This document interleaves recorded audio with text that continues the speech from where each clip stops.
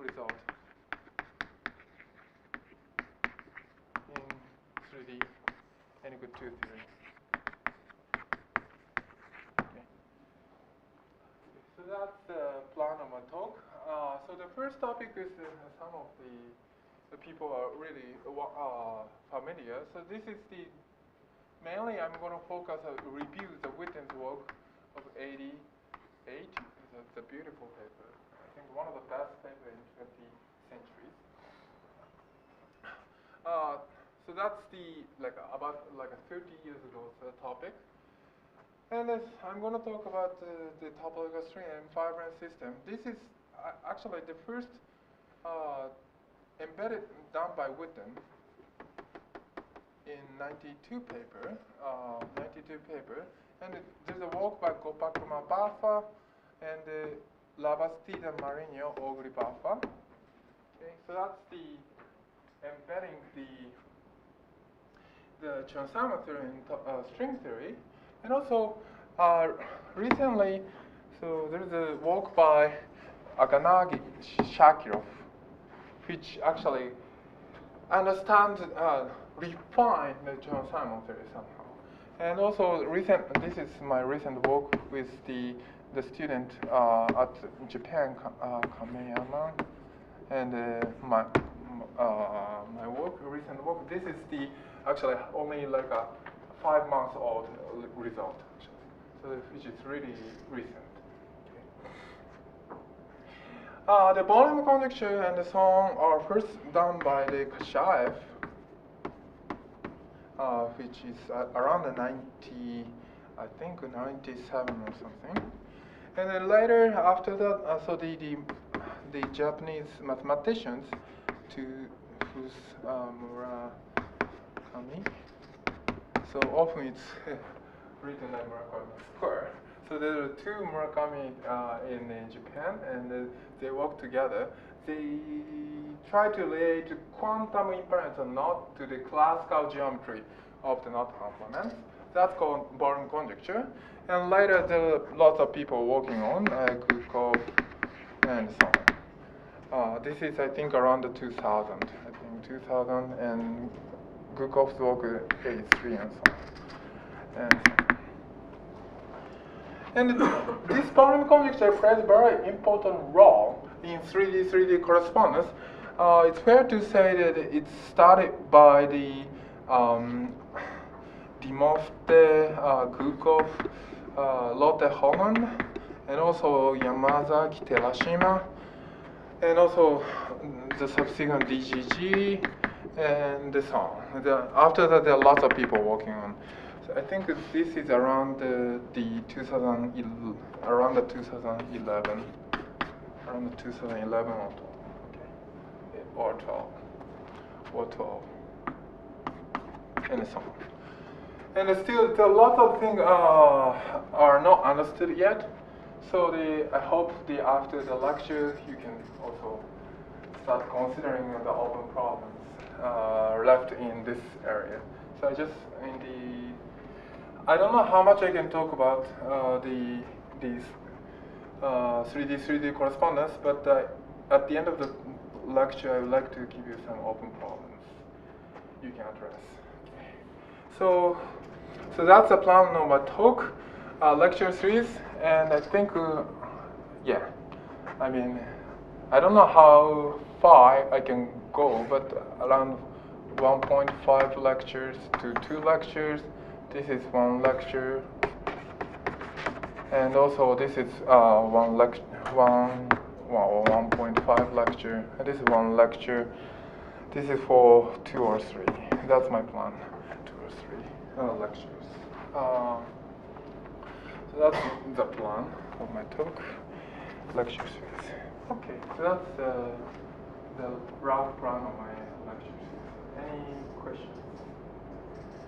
Okay, so let's start the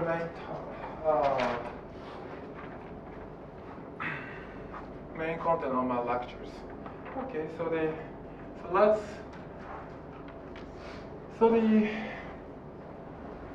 before the Witten's 88 talk, there's the Jones and the Humphreys PT actually introduced the quantum invariance knot, and those invariants are interpreted in terms of quantum field theory, which is actually Chern-Simons theory. And the witness will give you the universal viewpoint to understand quantum knot invariance. So that's I'm going to Chern-Simons theory and knot invariant knot and three manifold.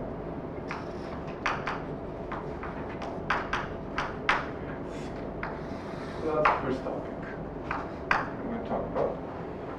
Okay, so let's consider the three manifold M is the compact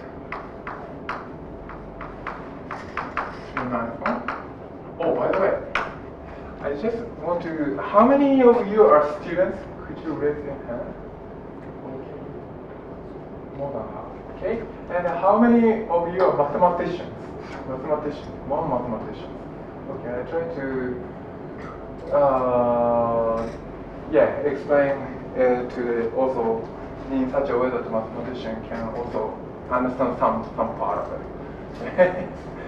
Okay, half of people are students and one mathematician. Okay. Compact three manifold, and G is the semi-simple.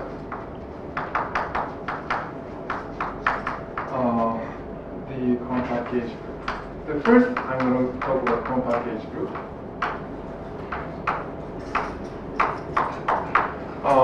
Here, later I'm going to talk about the non-compact gauge group later. But the first I'm going to talk about the compact gauge group. And A is the gauge field. In the physicist language, gauge field. The mathematician language is the connection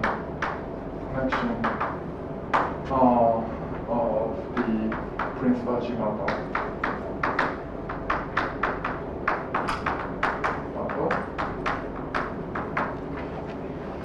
And the action of Chern-Simons is given by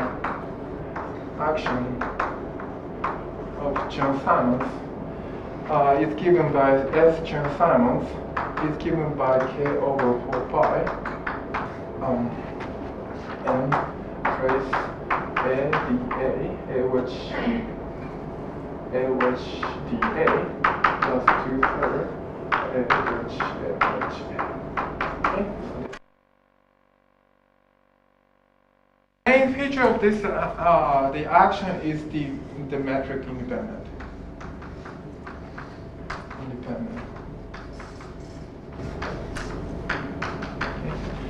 So therefore, the physicists came out, they heuristically tell you that even at the classical level, this will give you the invariant of the three manifold M, and that was already rigorously shown by Chern and Simons. This is a long time ago. And actually, so in order to consider physics, so you have to put in the Feynman path integral. So it is then M and also K and gauge group G. Which is the space of connection, dA, e to the I, Chern-Simons. So in order for this path integral make sense, the K has to be integer. This is called level. So I think I can briefly overview later. A is the space of gauge, the gauge field, and G is the space of the gauge transformation. Okay. So the K has to be integer. And so it's easy to tell that this. So you can see this part. Okay, I hope you can see it. So the first thing you have to do, given action, is to solve the equation of motion. The equation of motion is given by Fa is equal to A which A is equal to 0. So this is the equation of motion. So these two-thirds come from when you take the variation with respect to A, you get this cubic term will give you 3. They count out. 3 cancel with 3, and this will give you 2, so therefore the flat connection. So the equation.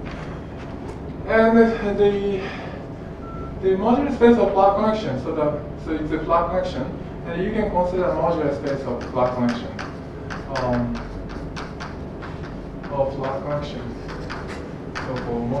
So the space of the flat connection is called modular space. Flat connection are specified of homomorphism pi1 of n to the gauge group G.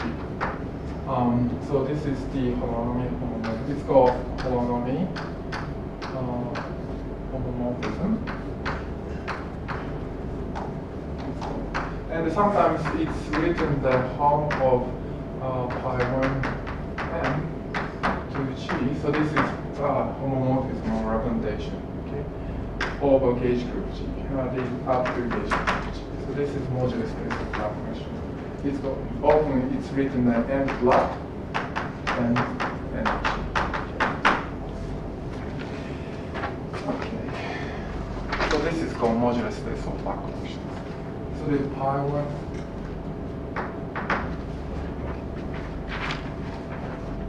Okay. And so what we can consider the powers. So it is dividing by G. Could you please explain that one? Oh, G. Okay. So there is a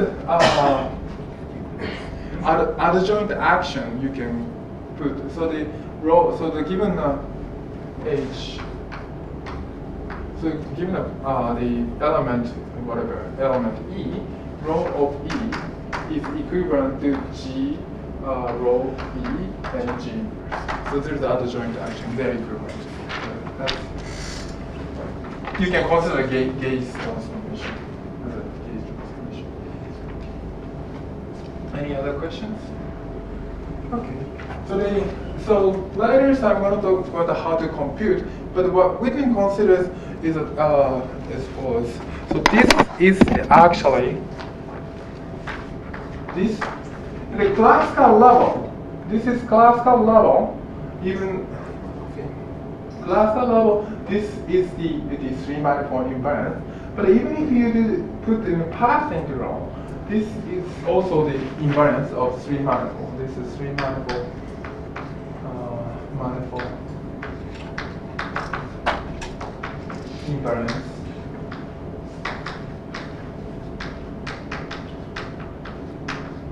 Invariance of 3-manifold invariance of M.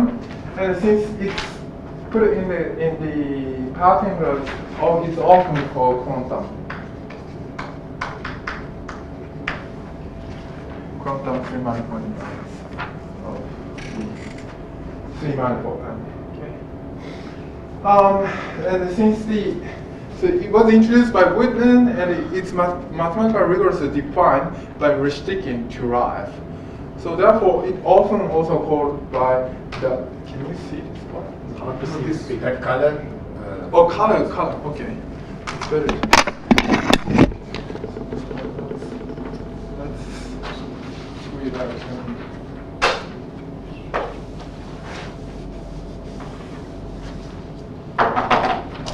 How about this color? This is called the quantum invariance of G-manifold. Okay. And then since it was introduced by Whitman and the later Rishtikin drive mathematical rigors defined, it often called it WRS invariance. Whitman, Rishtikin, drive. They are Russians, actually. Invariance. So it's invariant under homomorphisms, the same. Riemann surface? It's invariant under what? It's called invariant under? It's invariant. It's topological invariant. Topological. topological. And since it's putting the partition the final path integral, you cannot perform this infinite dimension integral. But there's a way to there's several ways to compute this invariance exactly, and I'm going to explain later how you compute this. Okay, exactly. So Okay. it knows topology of what? M and G? G also does? So it depends on M and G. And also, actually, I have to, You said it's topological, the Z. topological of M, yeah. Topology, It clubs topology of M. M. Z is a partition function. Okay. And then, actually, I was a bit sloppy. So here also depends on actual level K. I have to include that. Okay. And in physics, you can also consider observable, or like operator. And so I'd like to consider the invariant, topological invariance. So the operator that should not involve the metric. And the metric independent operator you can consider is so-called Wilson loop. G can also have the group manifold can also have a topology, non-trivial topology. Yes, for instance, but G has to be 3 manifold in that case. So, for example, SU2, SO3, they're S3 or RP3. Has to be means what? 3 manifolds. See, semi-simple contact group H group. Yeah, but if you want to consider want to replace M by a G, right? No, I'm not doing that. Okay. I'm saying that G also can have the group manifold of G can Yes, also yes, have yes. a non-trivial Yes, yes, topology. yes. So this Z partition function will not know about that. So it depends on G, but it's Yeah. not the invariance for G. It's not invariance for G. It's invariance for M, as I mentioned. Topological invariance for M, not G. Okay. So the Wilson loop is as follows. So the given 3 manifold M, and you consider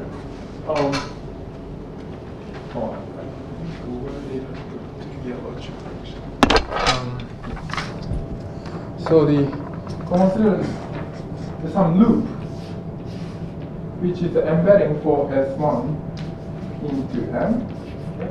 Embedding for S1 into M. So let's go, this is K, actually K. And you consider the following, the path of the integral is equal to price of the P exponential of gauge connection A along the north portion. Okay? So this is trace. And R, so I have to explain what R is. So R is a representation.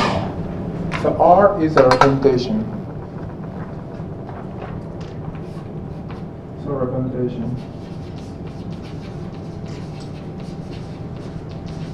of gauge group G. Gauge group G. So you can consider some particle which is charged by representation R, and this K is a trajectory particle. We can consider it like that. And mathematicians often write like this, I think, but mathematicians often holonomy of R, not K. Holonomy of R, not K. Okay. So this is called Wilson loop. And which is metric independent. And if you can consider the expectation value, let's do that next week.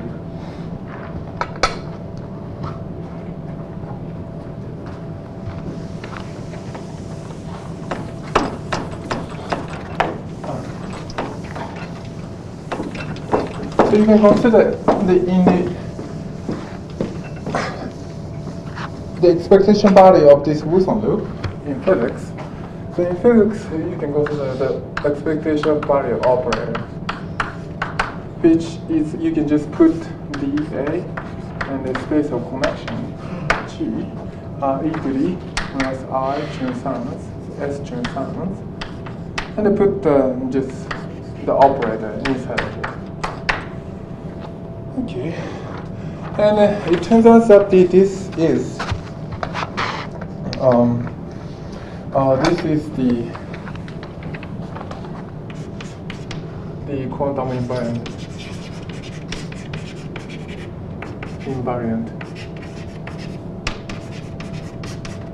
So this is the quantum invariant of the pair M and K.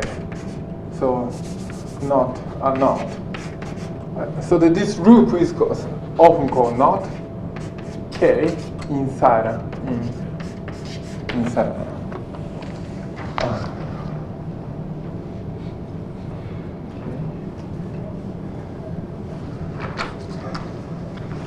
And so when you take the M is equal to S3 and SG is equal to SU2, and the representation R is the fundamental representation. This is called fundamental representation. Then invariance. So this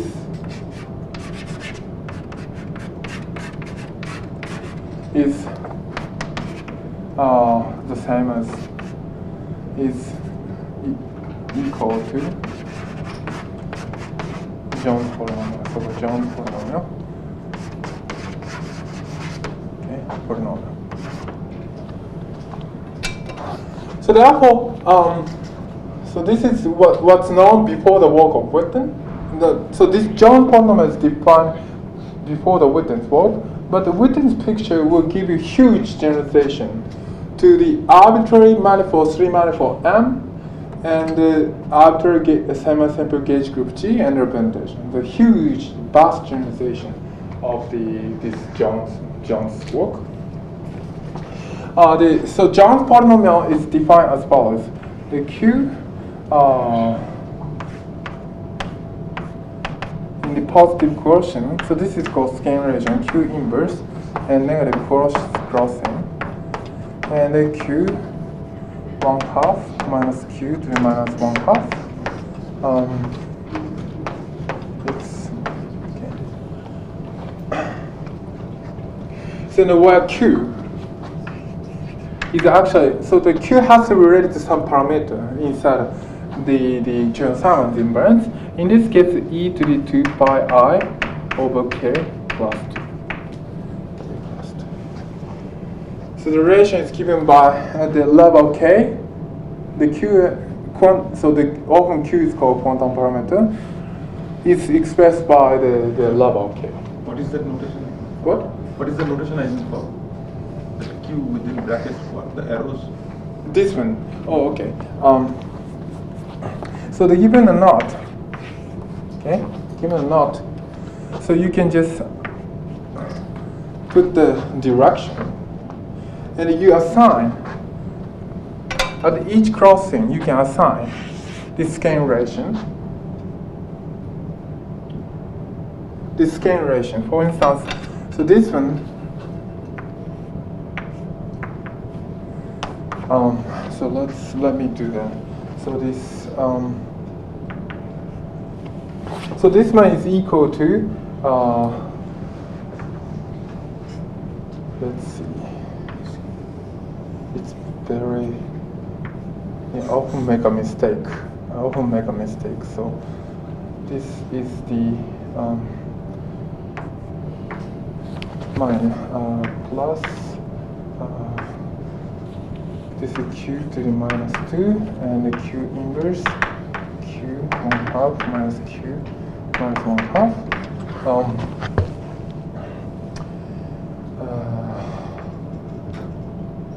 It's a non-trivial task to do.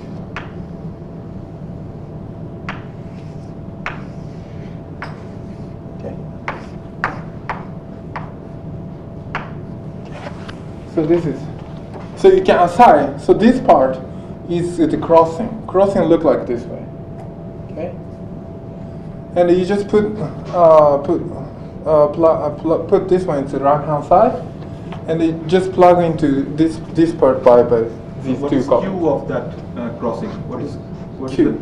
Q times this multiplied. Oh, Q multiplied. No. Okay. And you can, so this is actually the trivia note. Okay, trivia note. So it depends on normalization, but you can also put the Q plus Q inverse minus 1/2 minus 1. So this is, if you put a normalization and you assign the same thing to the here, the crossing, the same scalar relation, you can decompose the decompose an unknown, and then you can compute Jones polynomial. That's called scalar relation. Okay.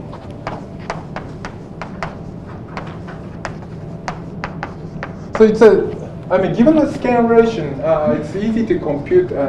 It's tedious, but it's straightforward to compute the Jones polynomial. For that, you have to go beyond the knot also, right? Yes. Because you have Link now. Link, yeah. But he says use Yeah. it again. Same. Okay, yes. You can have, so what he mentioned is as follows. So you can also consider instead of knot, you can also consider link. Link means two component. Okay? Link means two component. And the link and the knot, I treat it as the same, almost the same. So for link, you can have the different representation of G, R1 and R2, R1 and R2. But it's straightforward to generalize. So you just put the same quantity on the yes. This one. What is the, so it's Q is e to the 2 pi I over k plus 2. 2. So does that matter if, does something important happen if Q is bigger than 2 or something like that? Q is bigger than 2. Root of unity. So it should be root of unity. Q should be. No, I think it's like that from the Chern-Simons stricture, you always get this particular Q. Yes. And what's your comment? Since k is an integer, Okay. the Q is actually discrete here. Yes. You cannot continuously. Whereas Jones polynomial Q can be. Yeah. Anything. There's no restriction. Yes, that's true. So the mapping is only for those values of. Yeah. So I just want to get something clarified. So you're saying that given any knot, you can sort of write it as some polynomial in Q or Q inverse times the unknot. And you Times say, unknot. And that you assign some value. Yes, some value. So it's always. Yes. Okay. So that's. Yes. Then thanks for the question. So this one is called usually. So this representation R. Okay. Representation R. This is called unknown. Given representation R, and I will explain it to you later. But this is actually called dimension of R of the dimension Q of R. Okay. In particular, so this is fundamental representation of SU2, which means the spin 1/2. Spin, it's the same as spin 1/2 in quantum mechanics. It's a two-dimensional representation. Okay. So therefore, when R is the dimension Q of the spin 1/2 single is given by 2 of the quantum integer, which is defined as follows: Q minus Q inverse over Q 1/2 minus Q minus 1, which is Q 1/2 plus Q minus 1/2. Why is it quantum integer? So when you take Q is equal to one limit, you get a 2. Okay? So it's two-dimensional representation. Okay? Spin up and spin down. That's two-dimensional, right? So that when you take Q equal one limit, you just ordinary number, but it's quantum deformed. Okay? It's quantum. That's why it's called quantum integer. So for general n, of Q, you can easily guess what's going to happen is this one.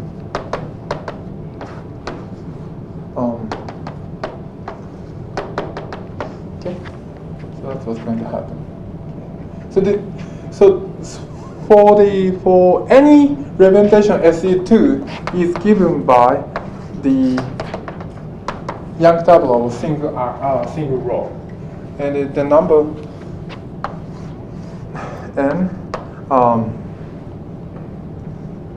So number of 2 times n is the. Am I correct? I hope.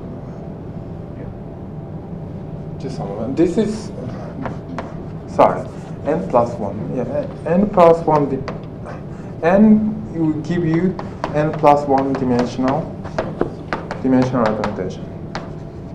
I hope I'm right. So if Q is some nth root of unity, then the 2nth thing will be 0 or something like that. So this becomes 0, you mean? No. If Q is an nth root of unity, Okay. then the 2nth quantum number would vanish. Yeah. Good point. That will play a very important role to define the 3 manifold invariants. I will tell you why. Okay. Any other question?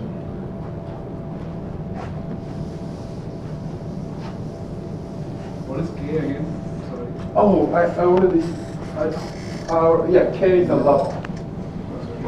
K is a level, so that when I define the Chern-Simons, I already erased K over G Y. K is the can be considered of inverse coupling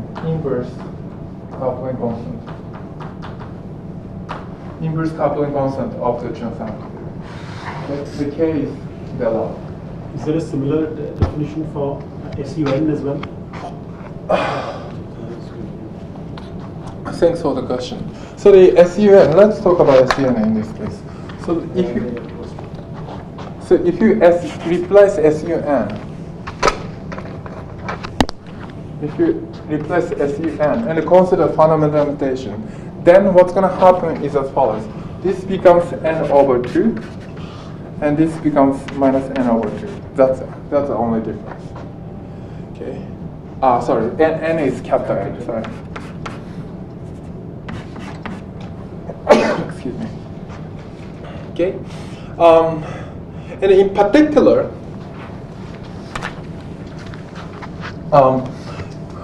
when you replace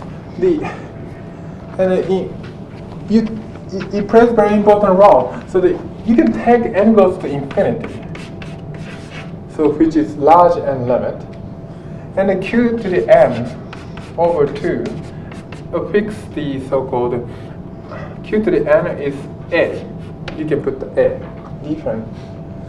Then so this scaling relation becomes as follows. So this scaling relation, okay. So then before going to the large n limit, then this becomes the R naught becomes the fundamental representation of n. So therefore Q. I hope I'm good. Yeah. Okay.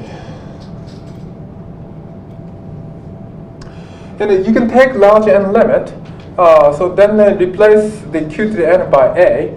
Then so this becomes a1/2. This also becomes a1/2. A to the negative 1/2. And the polynomial becomes this polynomial becomes 2 variable, a with respect to a and q. Okay, that's called the Humphreys. And I have to be precise. Humphrey PT polynomial. It's called Humphrey PT polynomial. Is it a polynomial or a rational function? Yeah, actually rational function. But Humphrey PT invariants.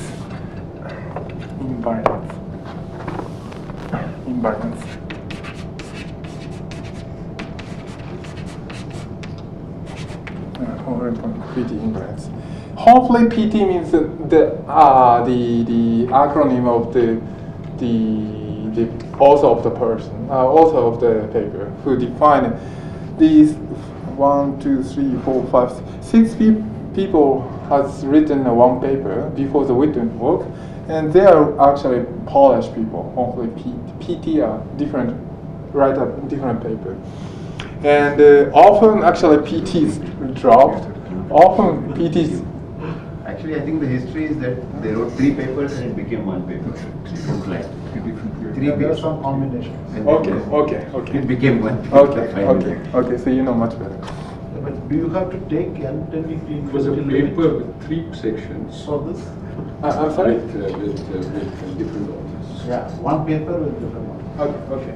So what's the question? No, yeah. Do you have to take n tending to infinity limit? I'd like to, because yeah. I mean, you can take finite n and you just keep track of q to the n. Q to the n is equal to a. But yeah, it's the same thing. Okay, but yeah. So that's hopefully PT invariance. Okay. And mainly I'm gonna think about the G. So in the mainly I'm gonna talk about G is the A type. G is the A type, which means SUN. And especially when you consider the 3D relation, especially 2 is a main. I will take any good 2, but mainly I'm going to think about SU A type gauge group. But SOSP, also let me make a comment. When G is equal to SON or SPN, then the corresponding object is called Kaufman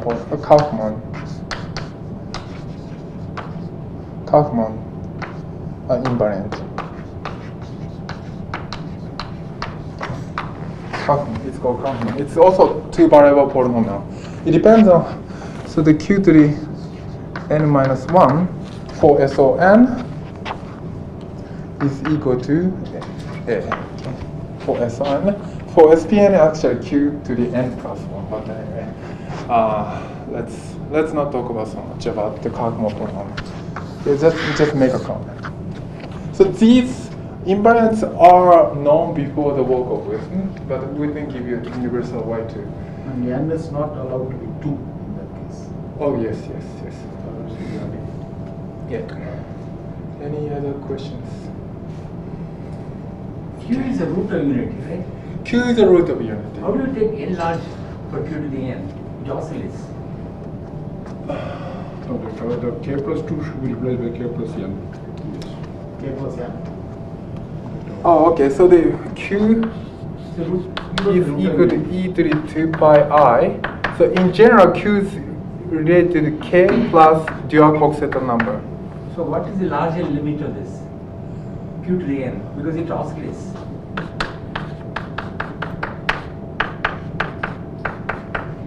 So for SUN, this becomes n. Okay. So if you take large n limit, it becomes like a close to Modulus is 1. 1. Yeah, more or less 1. So how do you I mean, you can consider the form of. I mean, when you take a q n goes to infinity, q can be considered as a formal variable. It's a formal variable instead of the root of unity.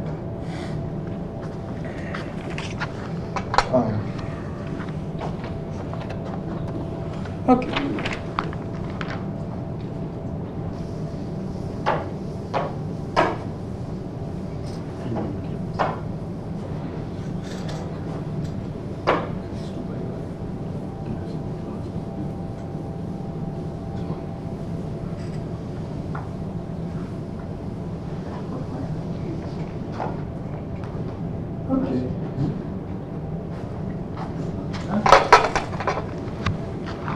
So let me move on.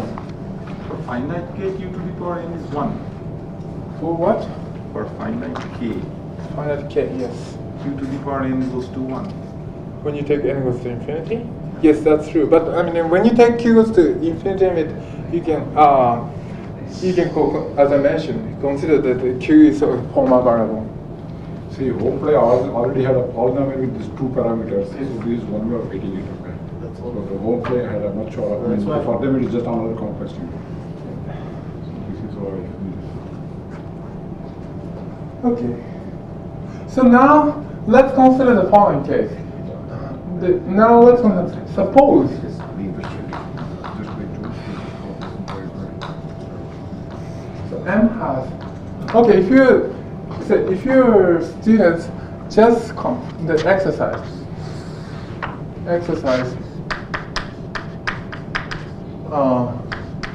they can compute Jones polynomial of this equal triple by using scaling relation. I have written down. So Jones scaling relation is this one, Q minus 1. They compute just complete this exercise. You get I think the grown-up polynomial with respect to Q, and check the website of the Wikipedia of travel, and the answer matches. Okay, suppose M has a boundary.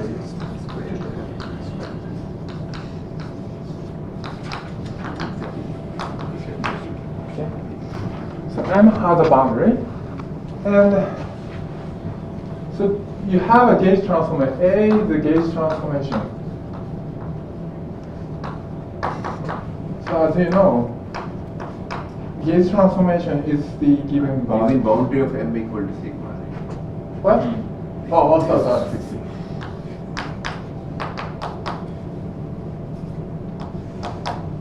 Sigma. So the sigma is very much better.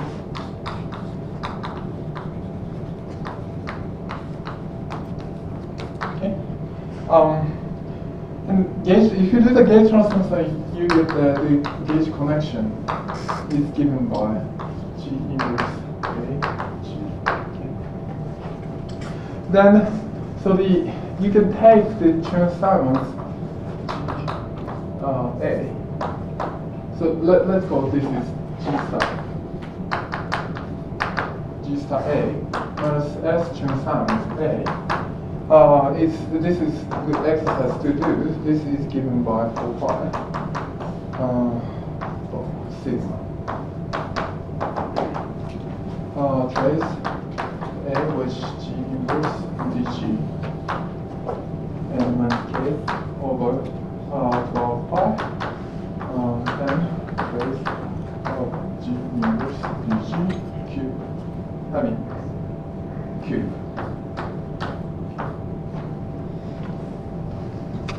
That's what's going to get.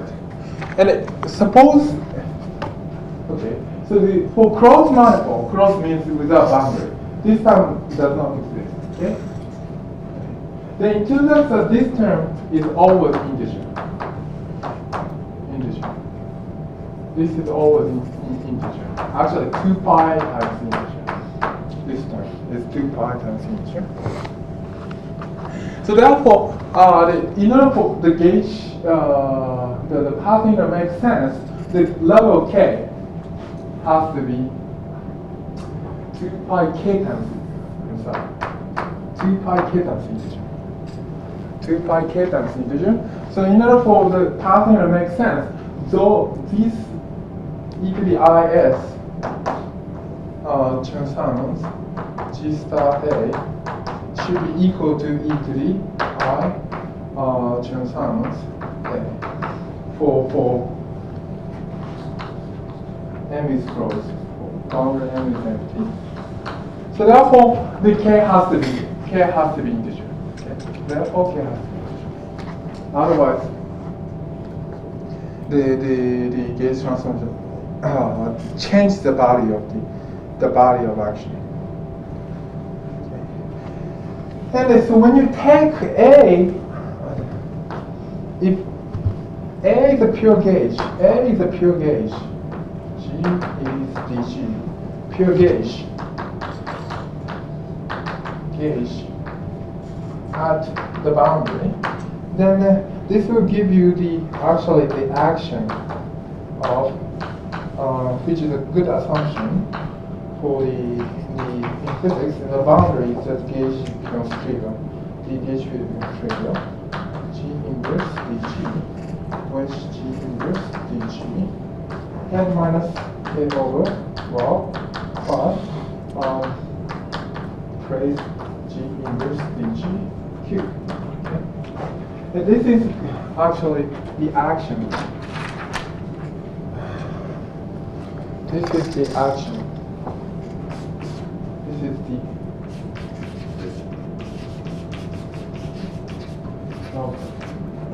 with weekend model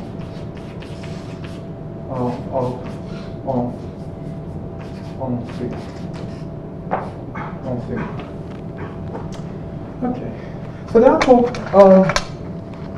and it turns out that so this with the model is independent of the extension of the sigma. Okay. So M is a three manifold. So what we are considering as follows: so there is a three-man surface, sigma, and there is a manifold M, three manifold M. Okay. But this works, with the model. The action only depends on the sigma. Means even if you take another extension M2, okay, M and M2, the physics does not change. So you have to replace M1 by M2, but the physics does not change. Therefore, this is independent. So to make sure that this is independent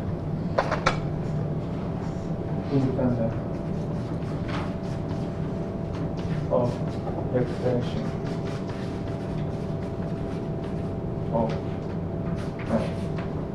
Isn't that integral over sigma 0? Yeah. Integral over sigma 0. What do you mean? With dt, that one. Because of the cyclicity of the trace. No. There forms anti-commute, and there is cyclic invariance, so it is 0. No, it's not. There is no closed two form. There is no two form like this on a group. It's 0. No, it's not 0.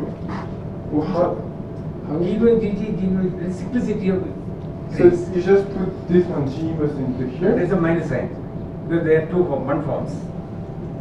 You don't commute G inverse. They do not commute because this matrix. They don't commute. There is a minus sign. Okay.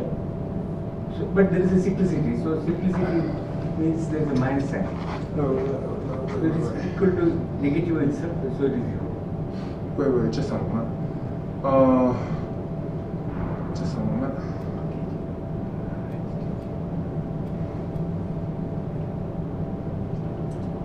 No, I don't think so. That's not true. Let me argue that point.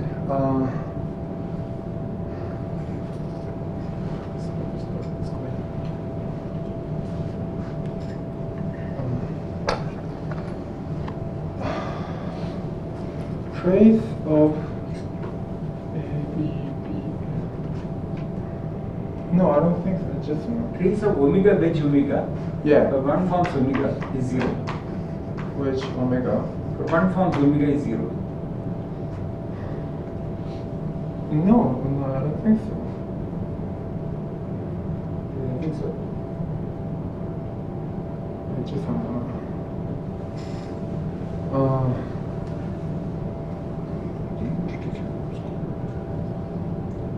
Oh, I see. Is this a square? Is it a trace? Like that? This means as follows. It's a closed two form. The uh, trace is a closed two form. No? It is D of that. It's a closed two form. You should not have G loop. what? The trace is a closed two form. G inverse dg whole square. That is a closed two form. Okay. But on a group, every closed two form is exact. Okay. No, I don't think so. This should be.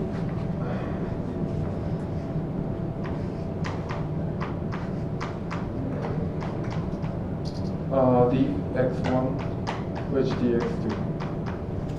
This should be. And it takes trace.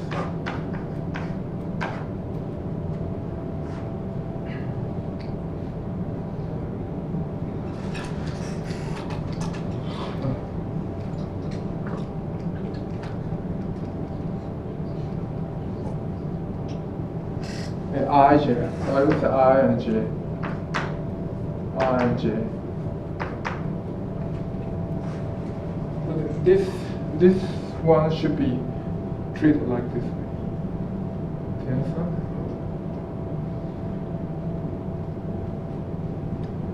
So G inverse. Should it be G inverse dg whole square? Yes, not A. Not A with there is dg is no not wedge. zero. There is no wedge in between. What? So I just got confused. Saying it's not a wedge product, but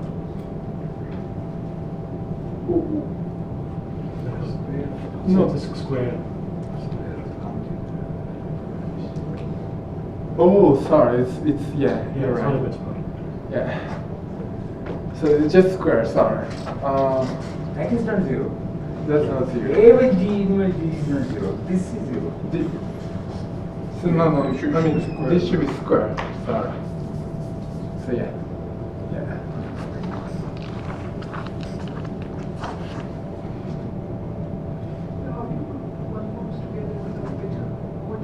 No, I said there's a metric there. There's a metric involved. There in evaluation. But square means wedge D. Sorry. G with dg with This is wedge G inverse dg. But they are matrix value, so there is no commute. Yeah. The only group metric entries there. Yeah. Now take B of the trace. You see immediately that it is zero. How would D you? is zero. Differential is zero. Because D on the first term gives G inverse dg squared with the minus sign. Then it passes through with the another minus sign, then second also it gives the same expression. So they cancel. So it's a closed two form. This is closed to two form? Yes. No. For E group, every closed two form is exact.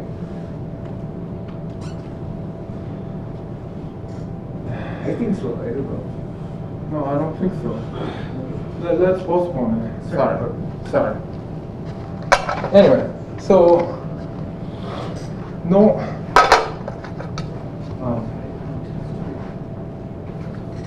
So let me move on. Sorry, I will answer to your question later.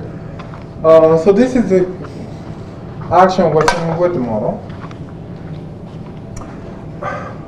So therefore, so what's going to happen as follows: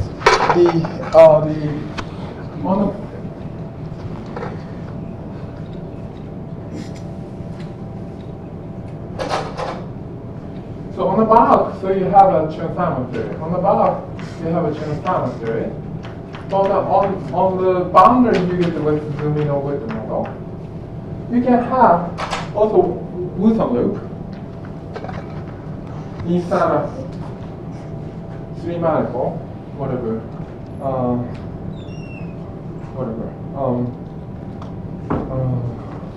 So the Wilson loop inside a three manifold depends on the condition R1, R2, like this way. And there's a non-trivial R1 and R1 bar,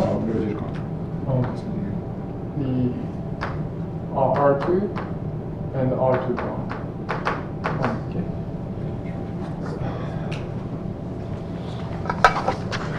R2 bar. So therefore,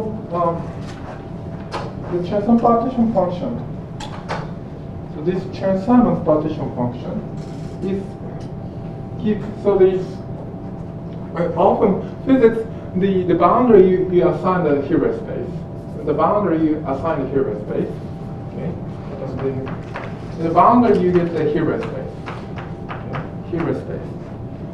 And the partition function, Chern-Simons partition function, which depends on M, G, and K, is an element of the boundary Hilbert space. Okay, including the Wilson loop, and this is actually in the space Hilbert space is a space of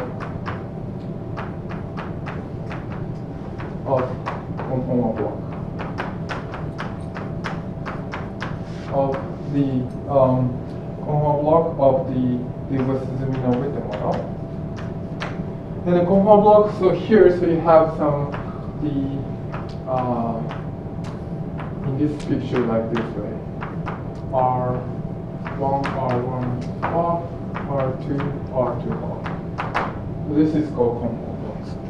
Okay. And in particular, this Hilbert space is the finite dimensional. This is very important part, finite dimensional. Okay. So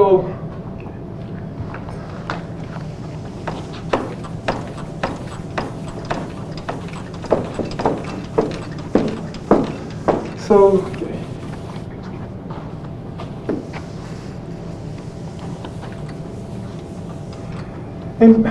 And there is a geometrically realized this space of conformal blocks.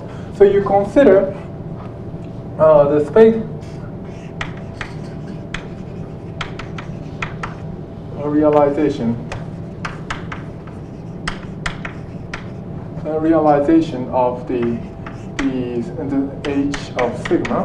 So you consider the modular space of Black connection over sigma, which is equivalent to the homomorphism from pi 1 sigma to the gauge group G, okay? And up to the gauge group G. Okay, and so this is actually the compact. This is, if the sigma is just closed Riemann surface, this is compact Kähler manifold. And so it has a Kähler form omega, so M omega, so M flat sigma G omega, okay? And you consider a line bundle as of M flat sigma G, and whose curvature is given by omega, the Kähler form. You can always construct such a Kähler form, and the space of conformal block is actually a holomorphic section of the modular space for Black connection of sigma and G and L to the K. So the K is a second tensor canonical number. So this is geometric construct.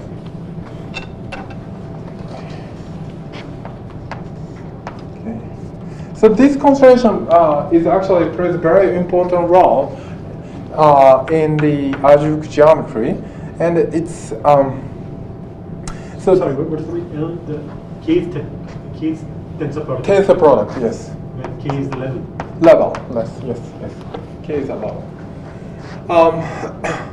So that's why, actually, after the Witten works, so I will talk about it later in the Feld algebra.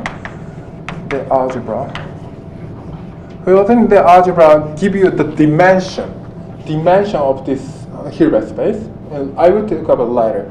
That's why the algebraic geometry, even algebraic geometry, is interested in this Chern-Simons theory. So this is very important object in the algebraic geometry, and this dimension of this it's holomorphic section. It's a section, the holomorphic section. Even Faltings, like a famous mathematician, also try to prove the so-called parent algebra in terms of algebraic geometry. So you mean Berliner formula? What? You mean the Berliner formula? Berliner formula. Berliner formula. Okay, I will say Berliner formula. Sorry. I will talk about later. Okay, thank you. So if you don't have knots, is that the case you've considered here? Or? Yes. I mean, you can. Sorry. So this is without knot. This is without knot. Yeah, without knot. In this case, without. So with not, you have to be more careful, and I'm not going to talk about it. It's more involved.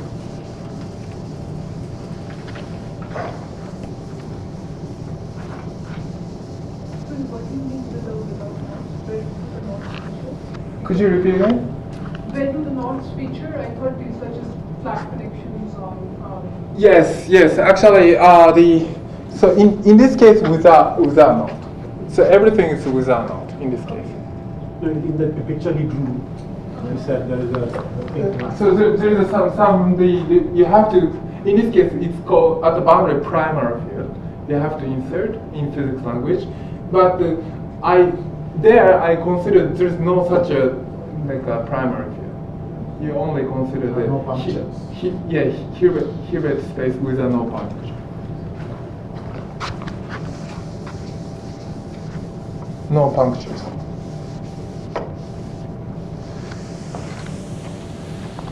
Actually, with puncture, you have to define these objects is much more involved actually in mathematically. So I'm not going to talk about it. Okay, so far so good. Okay, I have 20 minutes now. At least. Okay. So that's the mathematical. So this without. So this is without node. I should put it here. Okay. Without node or puncture.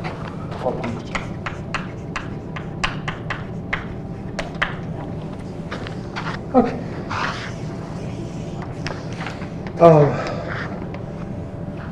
Okay. So I have another final question. Okay. So earlier, in the beginning, you tried to understand invariance of closed three manifolds. Yeah. Now you're describing something with a boundary. Boundary, yes. And is this going to be useful in? Yeah, to construct a semi-manifold. Okay. So that's I'm going to explain from now. Let's consider sigma is T2 torus, and the manifold is S1 cross D. D is a disk. So I consider the following case. This solid torus. This is solid torus.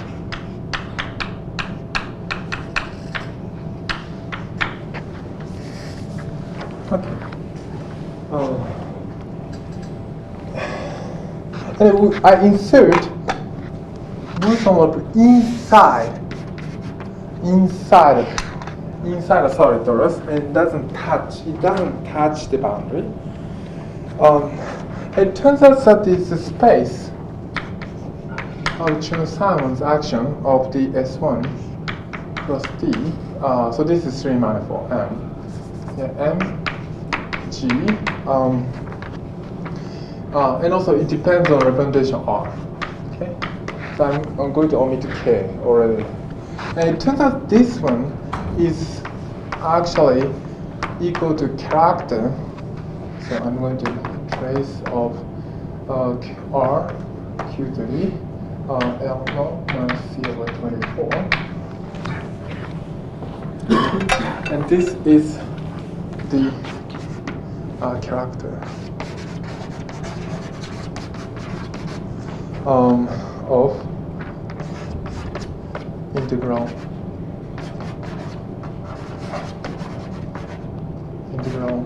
representation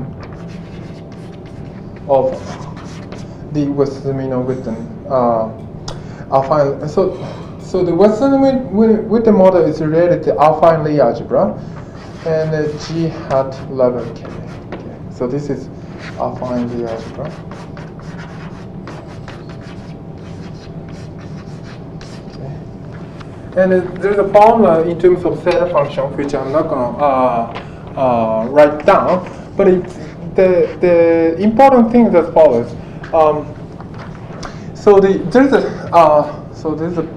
SL2Z action on the Hilbert space of the torus 2. Okay.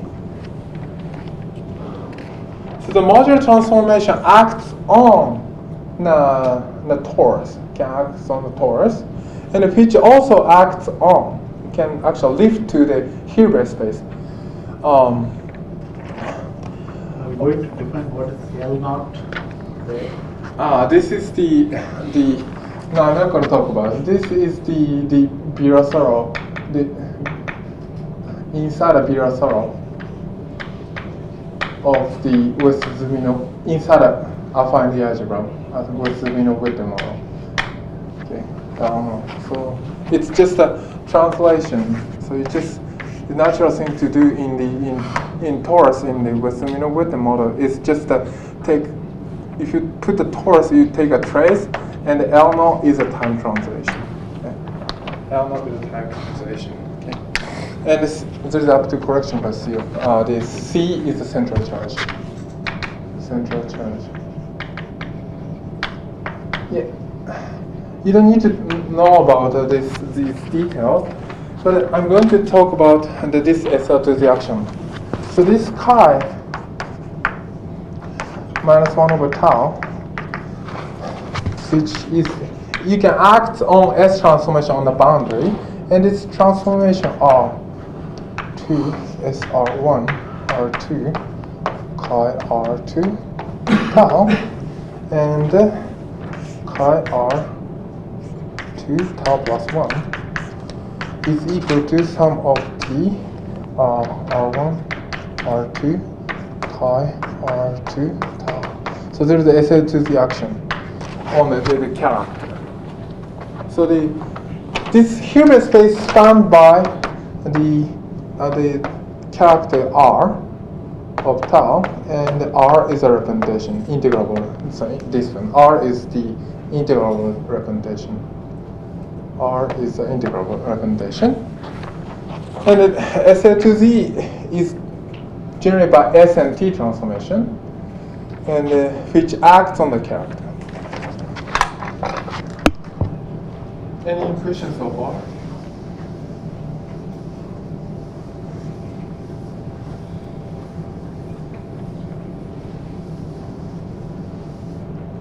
Okay. And this show F R1 and R2 is given by the so-called I use the both as show function R1 Q to the row, and the show function R2 and the Q to the row plus R2 R1, sorry, R1. And S is the show function. This both F is show function. And the row is called wow vector. R is a representation. If you are not familiar with the show function representation and so on, so you just only consider G is equal to SU2 case. So G is, as I mentioned to you, so the G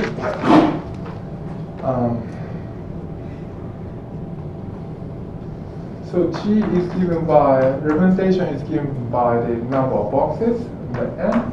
So therefore, the show function is become very simple. It turns out that mn. So mn is the number of boxes. Is given by 2 over k plus 3 square root sine. It's very simple. N plus 1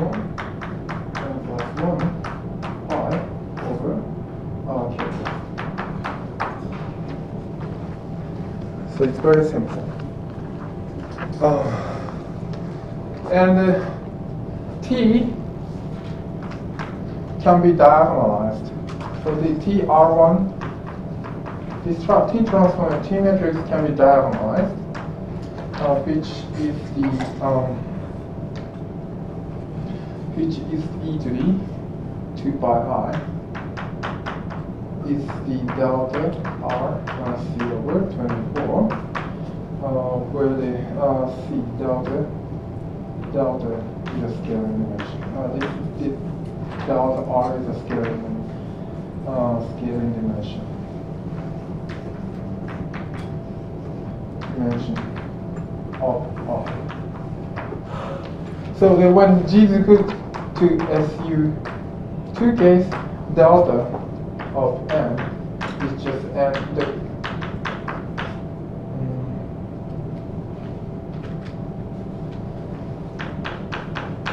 4k plus 2. So I shouldn't say scalar image. Sorry, I'm sorry.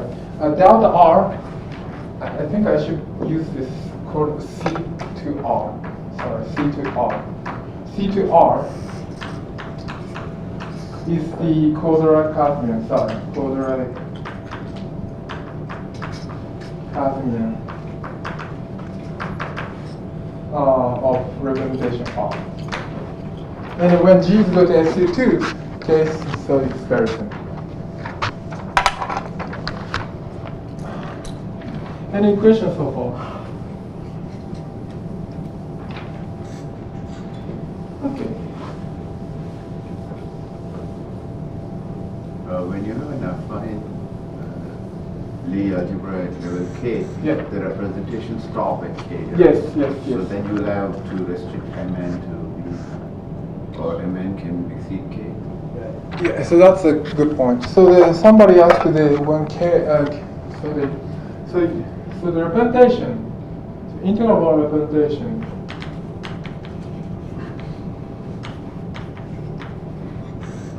of G hat k is leveled by Young tableau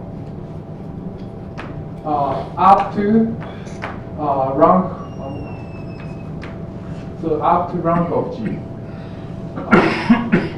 Rank of G and up to K.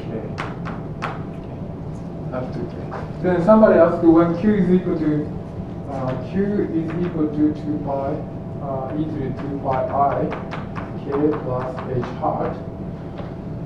So therefore, so when you take the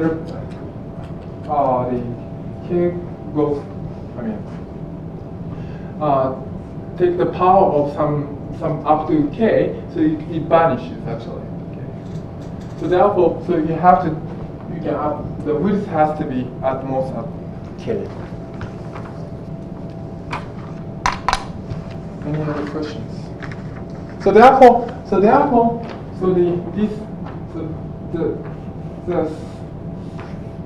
is labeled by when sigma is d2. Therefore, it's finite dimensional. Okay. Therefore, it's finite. It terminates at a certain point. Okay. Any questions so far?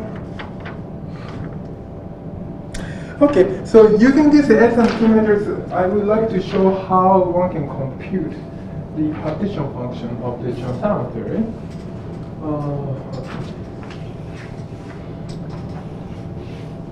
Okay, let's consider, so S1, S3 case. M is equal to, let's consider M is equal to S3.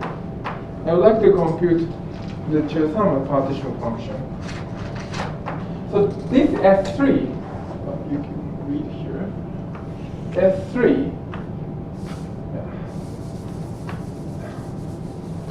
S3 can be considered the two copy of solid torus.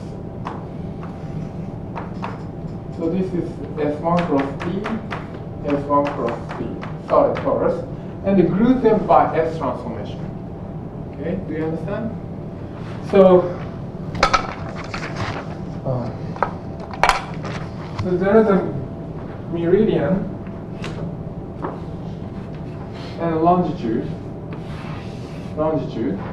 but so the fundamental group of S3 is trivial.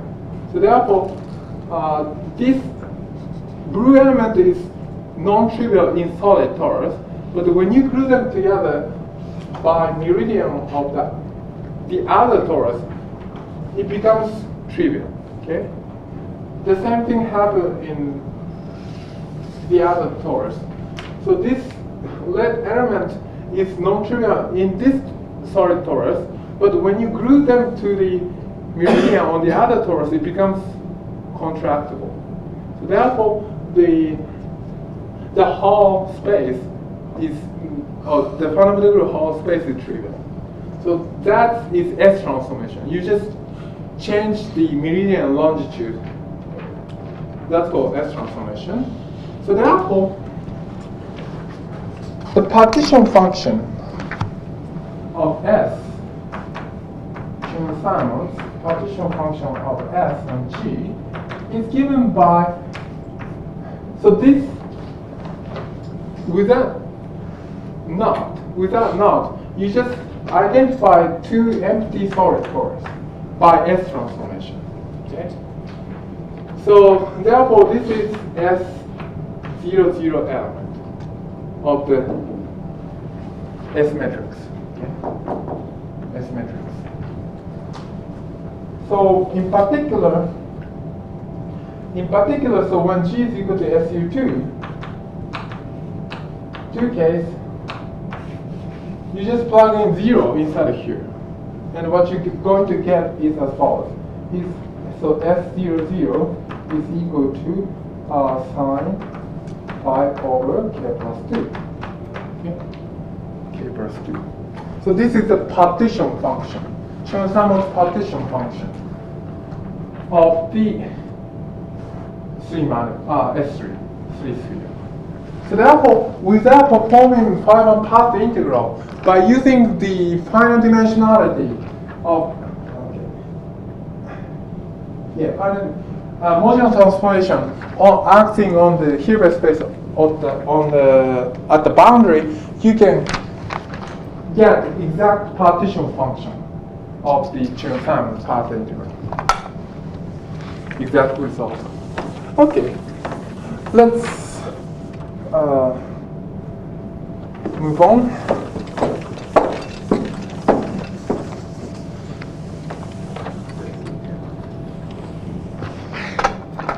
Let's consider a following case. Let's consider S3.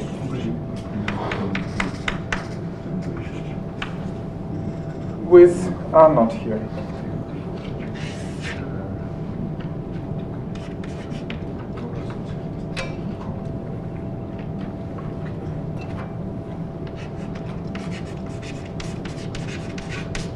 Okay.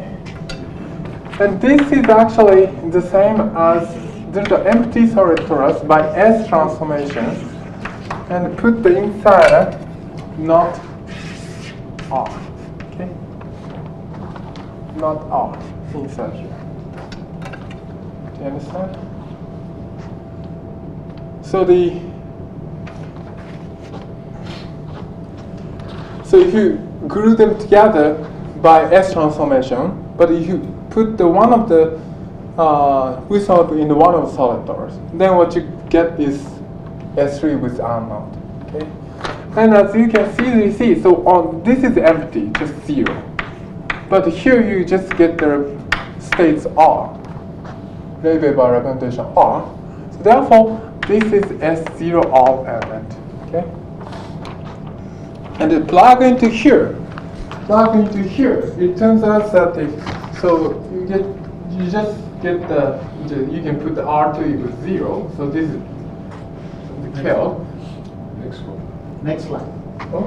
M and N. You can put N is equal to some number. You have the answer for SU. You have written the answer. SR1, R2. SMN here. Oh, okay. So this is actually dimension. I just want to explain this is R. So this is dimension R, which is sure function of Q to the row and R. Okay. And in particular, G is equal to SU2 case. So the S0, some number n, is given by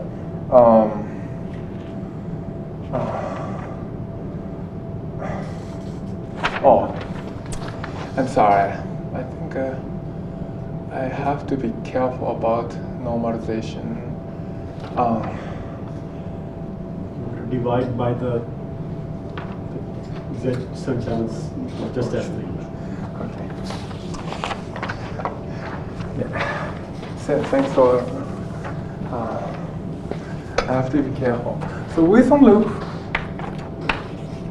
of R naught is given by Chern-Simons. I have to be careful. The S3 with the representation not R divided by Z Chern-Simons S3G. S3G. So therefore, this is S0R, S00. Okay, sorry. Okay. And this is, you have to normalize it. Sorry. This is actually dimension of QR. Okay. Thank you very much. And when G is equal to SU2, okay, S0n of S00 is given by sine n plus 1 pi over k plus 2 and sine pi over k plus 2, and this is equal to q3 n plus 1 over 2 minus q3 n plus 1 over 2 minus q minus q inverse. Okay. And this is the quantum number of n plus 1. Okay. And one can do something more. So this is a very trivial knot, but by using this S matrix, one can consider the non-trivial one, which is called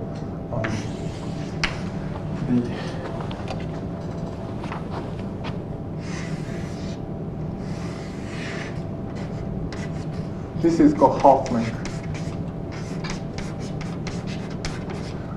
Label R1 or R2. Okay? And as you can easily see, so this is a drawing of S transformation by solid torus with Wilson loop inside both of these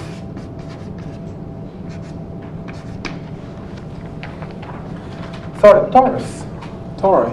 So therefore, this is the element of the Hilbert space found by R1. This is labeled by R2.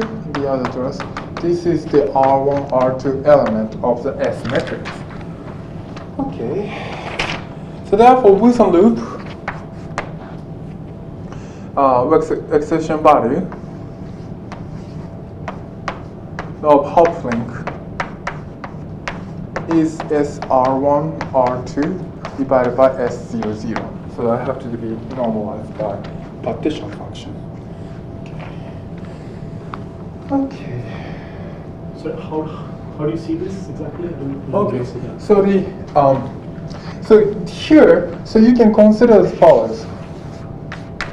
So you put the solid torus by, for instance, R1.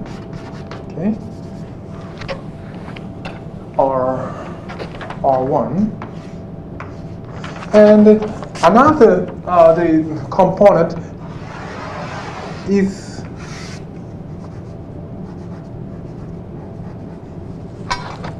actually the stick on the hole of the donut, solid torus, and it goes to infinity.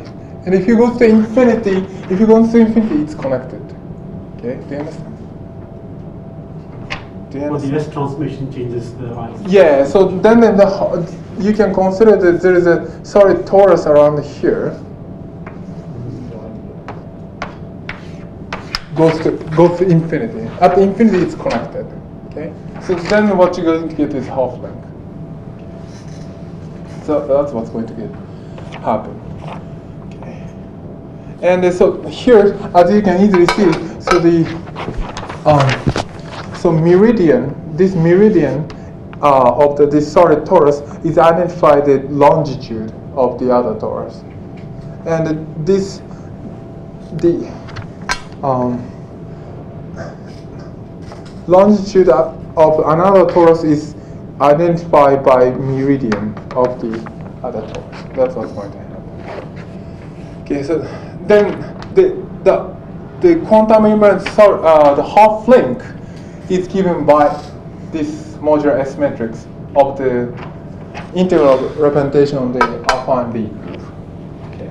So therefore, the first we can define the quantum invariant by finite path integral, but using this with the Chern-Simons relation, one can compute the quantum invariance link or not without performing without performing the finite path integral. So there's some beautiful thing one can do in Chern-Simons in topological quantum theory. So I think it's a good time to stop.